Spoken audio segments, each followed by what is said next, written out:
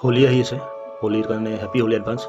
এটা কথা ক'ম, এজন দেউতাক এজন ছোৱালী হোলীৰ দিনাখন কিবা এটা আৰ্জেণ্ট কামত গৈ আছে আৰু সেই ৰাস্তাটোতে আমাৰ ল'ৰাকেইজনে হোলী খেলি আছে।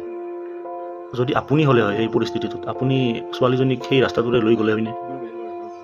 মোৰো ভনী আছে, মোৰো আছে, মা আছে। আপুনি যদি হ'লে হয়, আপুনি তেনেকুৱাকৈ লৈ গ'লে হয়নে? কাৰণ কিয় কৈছোঁ, ছোৱালীজনীক ৰং দিওঁতে অকণমান কমফৰ্টেবলকৈ কৰি কিনে ৰংটো দিব লাগে। ল'ৰাজনক দিয়ক, দেউতাকজনক দিয়ক, ছোৱালীজনীক, মাকজনীক, ভনীজনীক তেনেকুৱাকৈ এই ফ'ৰ্চফুলি ৰং দিব নালাগে।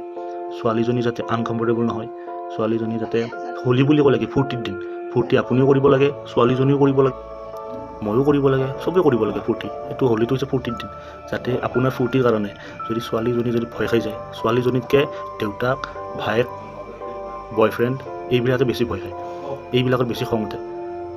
চ' ছোৱালী ৰং দিলে সদায় কমফৰ্টেবলভাৱে আৰামছে, যাতে ছোৱালীজনী যাতে ভয় নাখায় যে চাৰিওপিনে ল'ৰা আছে, কি বা কৰে। আজিলৈকে একো কৰি পোৱা নাই, আজিলৈকে একো শুনা নাই, আমাৰ ইয়াতে বিয়া নকৰেও, তথাপিতো এটা মানুহৰ ব্যৱহাৰৰ কথা আছে। ল'ৰাজনক দিয়ক, ছোৱালীজনীক যাতে আৰামছে কিনে, ছোৱালীজনীক যাতে কমফৰ্টেবল কৰি কিনে ৰংটো দিয়ে, সেইটোৱে মানে বিচাৰোঁ আৰু। Advance happy Holi.